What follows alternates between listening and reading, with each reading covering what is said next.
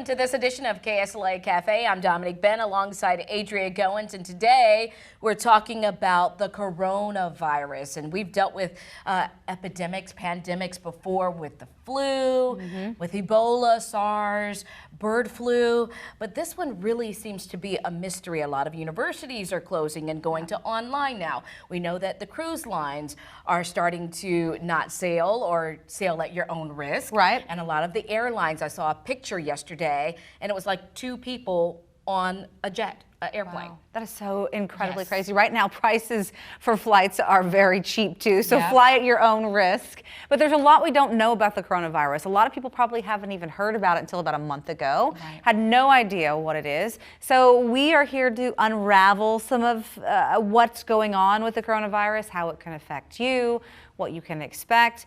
There's a lot of things that people just simply don't know about. Simply don't know, and we're here to debunk some myths. Here at KSLA News 12, we operate on facts and not fear. And the best person I know to talk about this is Dr. Joe Bocchini, a good friend of mine, doctor at Willis-Knighton, director of children's services with a background in infectious diseases. Thank you so much for being here, Dr. Bocchini. Well, thank you for inviting me. I'm happy to be here. So one of the big questions we wanted to ask is, right now we are in flu season. A lot of people don't know how to differentiate between coronavirus and the flu because they're very similar. How do you know if you have the coronavirus? So one of the problems with coronavirus is it's a respiratory virus. So the symptoms of coronavirus really overlap with the symptoms of influenza and also the symptoms of the common cold. So the way we will try to distinguish between coronavirus and other viruses will be testing a patient who we believe is at risk for coronavirus infection. So right now, that would be a person who would have traveled to a country where coronavirus is spreading, or it could be someone who's in contact with a person who traveled. And so those would be the people that we think are at more risk for coronavirus. And as we begin to have testing become available to us, we'll be using the testing for those individuals. On the other hand, if and when coronavirus becomes a community problem, so that it's not only people exposed in other areas, it's people who may be exposed in this country, the rules will change. And then we will begin to test more people who we believe are at risk based on what's happening in our own community. Yeah, my daughter, I took her to the doctor last Saturday, and she was kind of wheezing and just coughing and had a fever. And of course, I asked, I'm panicked. Is this coronavirus? Can you test her? And like you said, the doctor said, has she been to another country? Has she been in contact? And so the risk was low. There was no need to test her. It ended up being just a little nasty little bug. A lot of people are emailing, or you see it on Facebook or calling our newsroom. They're upset because they go and they say, I want to test. It's not that easy. No, it's not. Actually, with the testing that's available today, it's going to be limited to those people that we believe are at higher risk for having coronavirus, as we just spoke about. What is the test? Is it a nose swab? It's a nose swab or a throat swab, and it's using the newer technology, looking for the evidence that the virus is present by looking for its genetic material. So it's a very sensitive test, and it will be very effective in picking out those individuals who are Why does it take so long to get answers, though? Because this has to be shipped off to the CDC in Atlanta. Yeah, right. This is a problem, and it is a problem. Not only is the CDC now, well, the state now has enough kits to begin testing within the state, but it's down at the state laboratory. If a test is positive in the state, it's referred to the CDC for confirmation. Right. That's a 3 or 4 day total process, so that is an issue. Now there are a couple of private laboratories that have already begun to also offer screening. They will be able to offer screening for those cases that the state doesn't have a recommendation for screening, so a broader opportunity for screening. But again, those have to be sent to those laboratories, and again, it's a 3 or 4 day process. And then you can have people catching it more, you know what I mean? It's just... So it is a problem right now, and actually what the recommendation will be is that if you suspect someone may have coronavirus and you choose to test them for that, then you provide isolation or recommendations for isolation of that patient until you have the results available. Okay, I have so many questions here. So if somebody presents to Willis-Knighton ER, do you guys have any test kits? Or when you say that the test kits are with the state, does that, of course the person doesn't travel to Baton Rouge to the health department.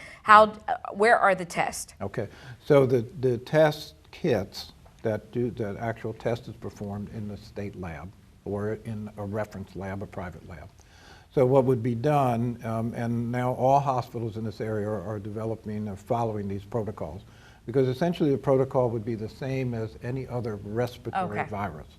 So what we want people to do is, if possible, call where you're going beforehand, tell them you have a respiratory illness, and ask what they want you to do. What we want to do is meet those people at the doorway, make a decision about whether to mask them and whether to put them in an area that we've designated as a place to evaluate anybody with a respiratory illness for whom we're concerned about coronavirus. So we want to limit that person from coming and sitting in the emergency room or sitting in the waiting room or potentially infecting other individuals. So we want to control their movement through the hospital. So Willis-Knighton and other hospitals in this area have the same protocols.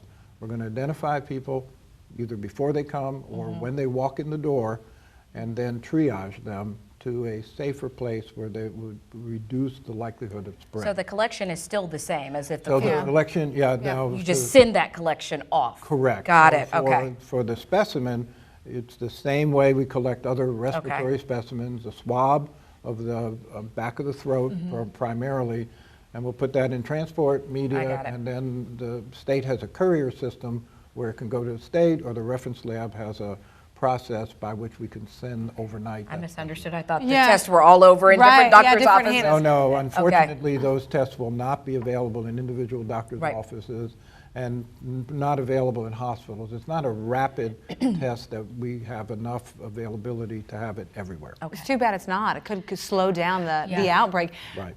Explain how people can catch this from other people, because I think that's concerning. A lot of people don't know, we're being told to wash our hands, which we should be doing anyways. Disinfect things. Right. People that don't wash their hands, I don't understand that. But anyways, tell us how you could transmit it to me and vice versa. Well, this is, you're absolutely right. One of the key things is hand washing. And this is the same recommendation we make for any other respiratory viral infection. The main way this infection is transmitted is through what are called respiratory droplets. I mean, when a person coughs or sneezes, then some of the material is in the air, and if it lands on your mouth, in your nose, or in your eyes, it can set up the opportunity for the virus to begin to cause an infection. When it doesn't land there, it lands on the tabletops and handrails and other places that people put their hands. So it's very easy for them to contaminate their hands, and then it's very common for people to rub their eyes or touch their nose or put their hands in their mouth, and that causes the transmission of infection. So one, distancing yourself from people who have a cough or a sneeze. You need to stay away from people. These droplets can spread somewhere between 4 to 6 feet from somebody who coughs or sneezes. So you want to keep your distance from people who have symptoms. We want people who have symptoms to stay home so that they don't go out into the community. We want people to avoid large crowds and places where people are closely together. And we want them to wash their hands frequently, because you're going to touch things that are potentially going to be contaminated. In your home or your offices, you can decontaminate things by using the same sort of decontamination that we recommend for any other virus. These viruses, coronaviruses, can be killed by bleach, it can be killed by all the other preparations that we use to disinfect. Why is this one, it just seems to, I'm not saying it's taken more seriously, but why are we meeting people at the doors of the ERs if it's something like people say on Facebook, oh, it's just like the flu, it's just like any other virus. Do we know enough about coronavirus? I mean, why are we being told to self-quarantine if you've been in contact? Right. Why is it just, Well, we know enough about the virus to know that there are people who are at high risk for severe disease. So unlike, influenza is a bad respiratory virus that each year causes significant mortality in the United States. I mean, so far this year, at least 20,000 people have died of influenza. So why aren't we taking these same measures then for the flu? Right. Those measures have been recommended for years for controlling influenza. And for influenza, we have a vaccine that can prevent many cases, as well as, if it doesn't work completely, can modify the case, and you can have a better outcome with influenza if you've gotten the vaccine. And still, only 50% of the people in this country get their flu vaccine every year. So that's a real problem, and that's something that, this is a reminder of how serious influenza can be, and the same things that we're talking about to prevent coronavirus are the same things that we talk about to prevent influenza. So very important that people take respiratory viruses seriously. The problem with coronavirus is that so far as we're learning more about it, and we don't know a lot about it, as you said, it appears that it is much more potentially severe for older adults, adults over 65, for patients who have underlying medical conditions. So it's even worse than influenza in terms of developing severe disease. Now, as we learn more about the virus, some of the mortality rates are going to probably change. But right now, there's a significant mortality rate associated with this infection. So that's one problem. The second problem is that nobody has any immunity to this virus. It's a brand new virus. It's never circulated before. So where did it come from? Well, it came from probably a single, what's called live market in Wuhan, China. And in live markets, what happens is that small animals that are used for food, plus vegetables and other food products, plus birds, chickens, etc., are all in one small place. And so in that market, there's an opportunity for those agents those viruses to go from a species that they normally live in to a different species. And so this has happened. It happened with SARS, it happened with MERS, and this is another coronavirus, just like those other two, that lived normally in a different animal, probably originally came from a bat, because this looks like a bat coronavirus genetically, probably went to a small animal, and then developed the capability to jump from that animal to humans. Wow. And unfortunately, so scary. Yeah, and this has happened before. You know, most of emerging infections are really from animals. They're called zoonoses. They come from another animal species. Remember swine flu? Was that similar? Similar thing. And influenza is actually a zoonosis as well. And so as these viruses mutate, if they have the capacity to spread easily from person to person, have the capacity to produce disease, well, now you have a population that's never seen this virus before. So the real concern about coronavirus is it can be very widespread, and it's proven to be that it's easily transmissible, and therefore a large number of people, because there's no protection in the population, are going to be infected. And so that means a lot of people might be infected at once, which means that our hospital systems and our clinics could potentially be overwhelmed, because it's like a bad flu season where there's lots of people sick at the same time. How long will it take to come up with, what's the word I'm looking for? A vaccine. Yes, how long will it take to become, and why is it taking so long? And do you really want it? I don't like brand new vaccines. It took me a long time to get the flu vaccine. I'm just paranoid about new stuff. So when should we take it? Before any vaccine would be licensed, it would go through safety trials to indicate what the more common side effects would be. So before a vaccine is licensed, it would be tested and evaluated for safety before it's licensed. But how can you put into, are we talking months, years? Well, we're talking at least a year, maybe 18 months, if everything goes well. And there are a number of vaccine trials that are now getting underway. Wow. But you first have to look at safety. How well is it tolerated? So small number of people are generally in these first trials, and they look at safety. They look at the right dose. so that they can determine how much of the virus needs to be, or the portion of virus that's important for protection needs to be in the vaccine to be able to produce a good immune response. And then the vaccine has to go out into what are called clinical trials, phase 3 clinical trials, where you give a group of people the vaccine and you give a group of people the placebo, and then determine how effective it is. So that's a process that takes many, many months, and so that's why it's a minimum of a year to 18 months. And actually, it sounds like a long time, but 20 years ago, we didn't have the capacity to even do that within this time frame. So this is an accelerated opportunity as opposed to in the past where it might have taken many years to develop the vaccine. So. What is your recommendation for people that have cruises coming up next week for spring break, or even for me, I am flying out in April and I'm scared to death. More so for my kids, I mean, we want to protect our children.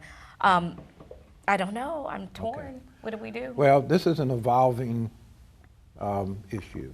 So we really don't know how strict we're going to end up being in terms of travel and things like that. I think the first thing is that you don't want to travel to an area where there's a high degree of activity. So,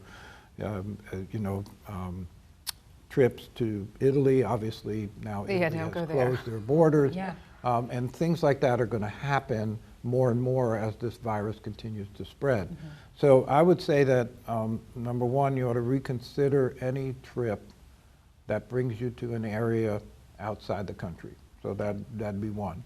And then number two, I think that the evidence that's emerging and the recommendation from public health is to, if you're 60 and older, maybe you should delay travel or try and avoid airports because of the potential risk that might be associated because of your age, or because you may have an underlying condition which puts you at greater risk for severe disease. And that would include diabetes, heart disease, lung disease. Those would all be risk factors for potentially more severe disease.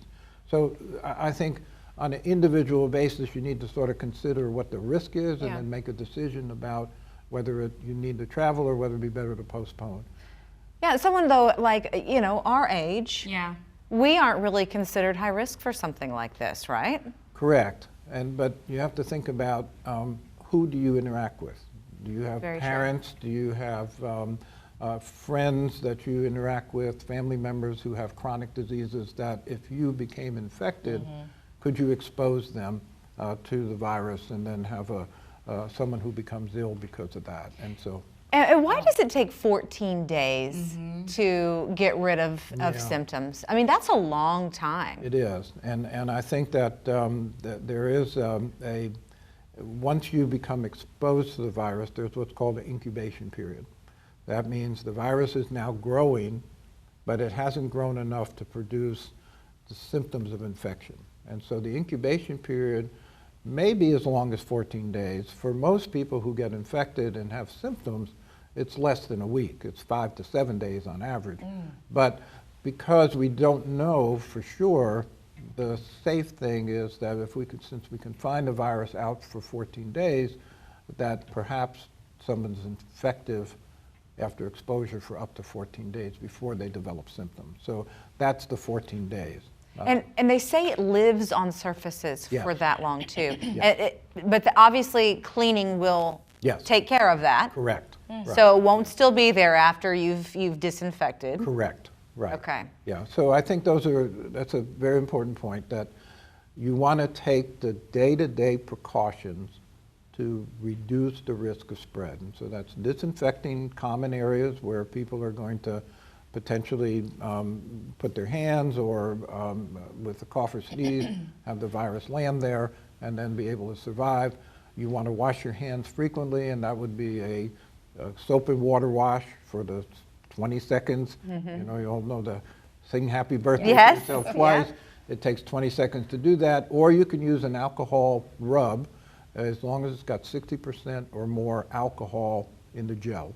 If you have that, those are all well-documented ways to reduce contamination, decontaminate an area, and reduce the likelihood of spread.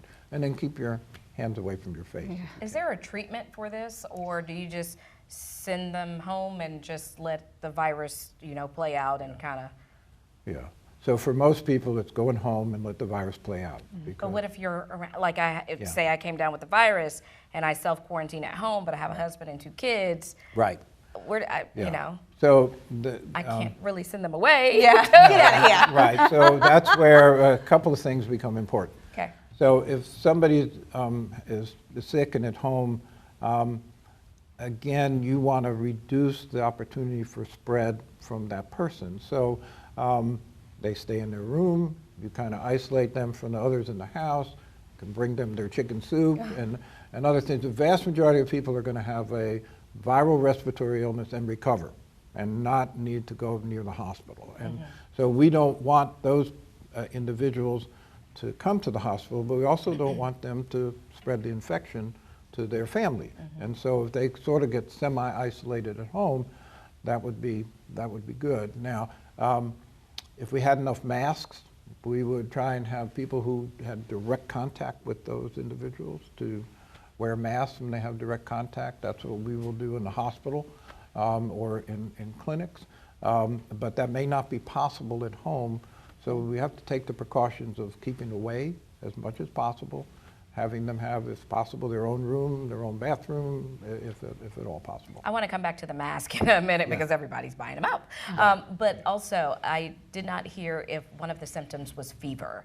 Do you have fever with coronavirus? Yes, but not everybody with coronavirus will have fever. Okay. Now, ultimately, most people with coronavirus will have fever, but in the beginning of the infection, they may have respiratory symptoms or a scratchy sore throat, but no fever. Okay. So that's not going to be a complete marker for whether you have coronavirus or not. In New York, they call out the National Guard to a highly contaminated area there.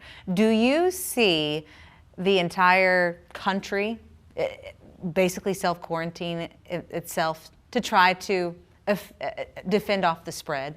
I mean, they're taking some extreme measures. Right. So I can only imagine National Guard being called out all across the country, people being told not to travel, people being told to self-quarantine themselves. Do you think it's going to get that bad?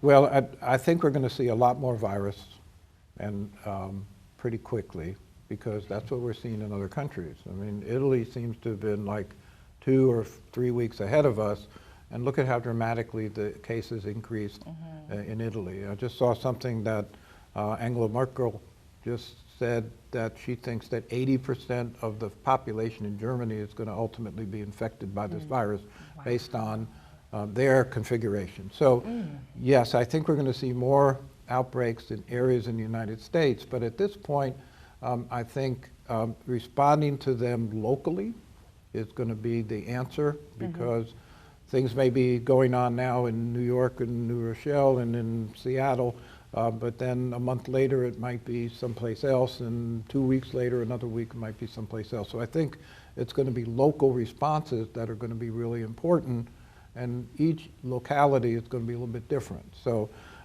based on what's happening, do we close schools? Do we close movie theaters? Do we work from home? All these are things that are ways to mitigate or slow down the spread of the virus so that less people become infected and our health system is not overwhelmed. So it's going to vary from place to place, but I do think that we're going to see more situations where schools will be closed, workplaces, other things are going to be modified in such a way to minimize the spread. Okay, I just canceled my trip. No. I think that, you know, if you have some latitude in that, it probably makes sense to reconsider whether you need to go now and to decide whether to wait for a different time. And I think that, you know, as we learn more about whether there are major outbreaks in many places, that's going to influence air travel, going to influence train travel, it's going to influence bus travel, all the things that cause us to interact in various parts of the country, I think will ultimately be affected by that. Oh, I'm sorry, I didn't mean to interrupt. Does Willis-Knighton have a plan in place to if there's an outbreak here? And would they make any, you know, makeshift hospital locations? Because, like you said, it could be overwhelmed very quickly. Yes. Well, Willis-Knighton does, and I'm sure all the hospitals within this region have similar plans. So that if the standard areas where we take care of really ill patients are full, then there'll be some looking around to make sure if there's space in other places to handle that. We can create additional places within the hospital if needed. There is a regional disaster planning. There's actually a statewide disaster planning group. They've been meeting and actually had put together a disaster preparedness plan for this kind of outbreak way back when we had concern about H5N1 influenza. And so those plans are already in place for how to kind of how to handle a surge of cases if we have large numbers of cases. So there is planning in place, and those have been reviewed, they've been updated, and so you will see a variety of things done by hospitals, other medical offices, et cetera, within the community trying to address a potential surge. So say people do want to go ahead and travel. Can they take a mask? Is there a particular mask? Or leave them alone because the medical professionals She's looking for a reason why she can go on her trip, Still working on doctor. that? Yes. Okay, And fine. you know, Well, we just did a story the other day. Someone called in, and you know, the cruise line won't give him his money back. Either he can cancel and go a year later, and if it's going to take 18 months for a vaccine or any type of treatment, we know there's no treatment, then you know, he declined that as well. So does he go on the trip with a mask? Yeah. So again, you have to decide what your personal risk is and what your tolerance is, so that, for example, if you go on a cruise ship and there's an outbreak, well, then you might be isolated for 14 days. Wow. You might be isolated for an additional 14 days when you get off the boat. And so you got to take that into consideration. And then you got to take into consideration underlying health issues that may increase your risk for a problem. And so I think those are important. I think Dr. Fauci said at this point he wouldn't be interested in taking a cruise just because of the potential risk. And I think that we'll see an evolution of recommendations based on what we see over the next few weeks. I think the most important thing for people is that you keep up to date by going to probably just one of two major websites. One, the CDC has current information for families, and that has probably the most up-to-date, everyday information for what to be thinking about if you want to take a cruise or you want to get on an airplane or travel. And then the Louisiana State Health Department has its own website and has information, actually has a phone line that anybody can call in if they have a question and get information related to what's going on in the state. One last question I want to ask you. You know, a lot of people want to say, oh, I don't feel that great, but I don't know if it's coronavirus. When should people go to the doctor? Should you go to the doctor if you feel a fever, if you have a little bit of a cough? I mean, at this point, you just need to take every precaution you can. Yes, I would. And the way I would put it at this point is that, and again, this is right now, and it could change, you know, tomorrow or 2 weeks from now. But if you have a mild respiratory illness right now in our area, I would do exactly what you do for any other mild respiratory illness. You don't have to see a doctor, but if your symptoms change from a mild respiratory illness, like you have significant fever, significant cough, shortness of breath, well then you need to see your physician the way you would on any circumstances. But again, call ahead and make sure that depending on what's going on, they may want you to do certain things to prepare for the visit. And as I said, most people are, if they have coronavirus, are going to be able to weather it at home like they would any other respiratory illness. Now, if things change and we recognize that we do have a significant amount of coronavirus within the community, then the rules will probably change. Then we will potentially want to test you to make sure whether it's coronavirus or influenza or some other respiratory virus, so then we can plan your therapy better. And then also plan on whether we need to look at other people around you and make decisions about how to manage them. Very interesting. I feel much better about the whole situation, you know, as far as informed goes. I mean, I don't feel good about the coronavirus. Right. But at least we know what to expect, right? Some good stuff. Thank you so much. Oh, you're welcome.